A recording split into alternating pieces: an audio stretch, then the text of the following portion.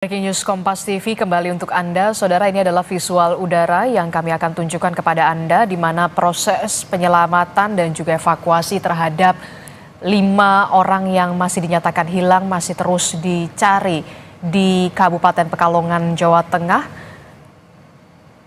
akibat bencana banjir, bencana longsor, saudara, yang ada di Kabupaten Pekalongan, Jawa Tengah. Dilaporkan dari data yang terbaru, Basarnas ada 21 korban meninggal dunia, sementara 5 orang masih dicari.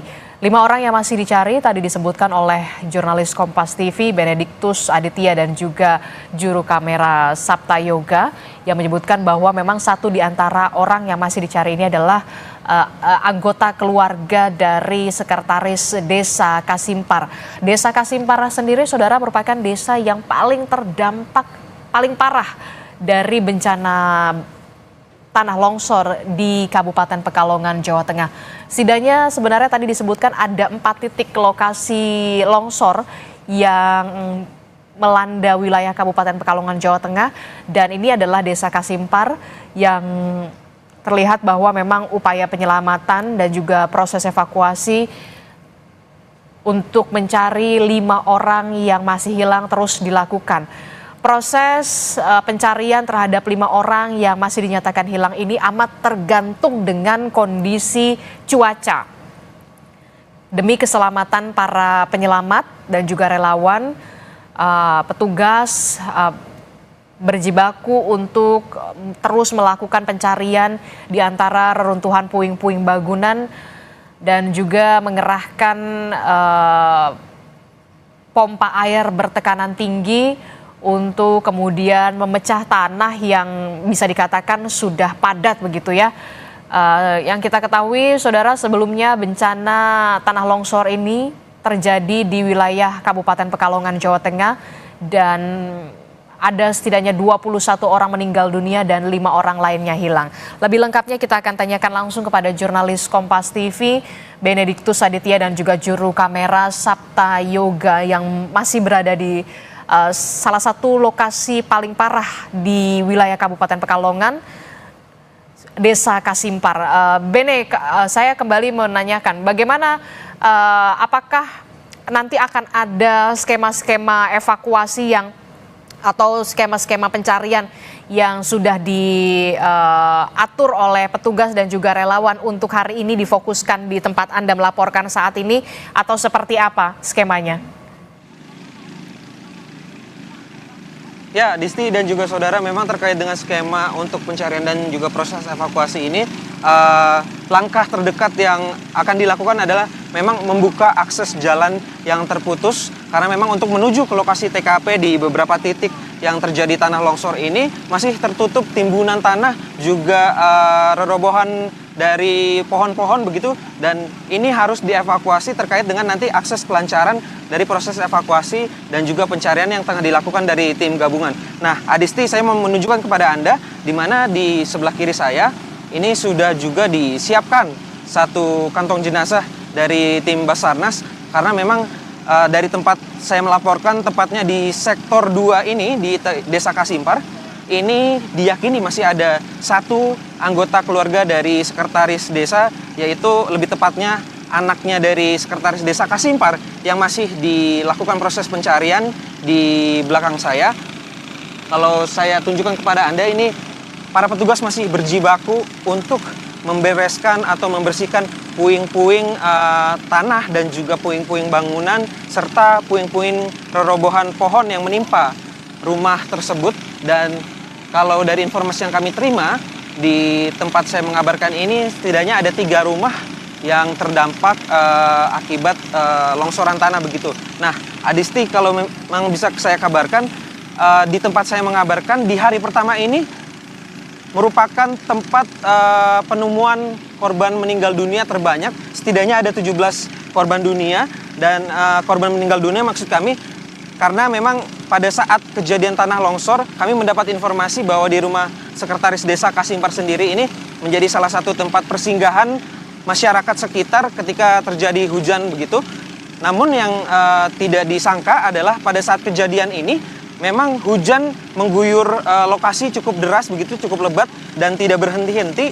Inilah yang membuat struktur tanah atau kontur tanah di Desa Kasimpar ini mengalami pergeseran. Nah, saya mau tunjukkan kepada Anda, Azisti, di tempat saya berdiri ini, tadinya adalah merupakan sawah tempat para masyarakat untuk bertani.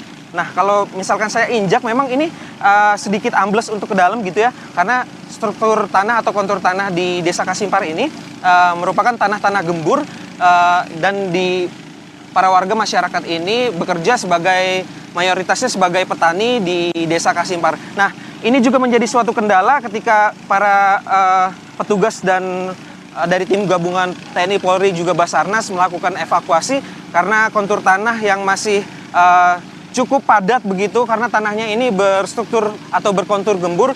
Kemudian juga kemarin masih sempat terjadi hujan rintik-rintik begitu, dan ini yang ditakutkan oleh para petugas sewaktu-waktu jika nantinya ada hujan susulan, karena memang potensi longsor tambahan ini masih bisa terjadi sewaktu-waktu. Begitu, Adisti.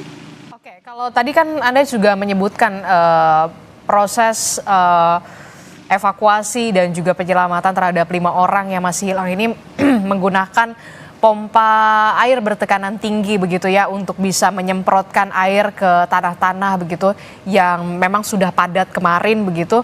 Nah, apakah ada nantinya skema yang akan dilakukan ketika jalanan akses menuju Desa Kasimpar ini sudah bisa dilalui?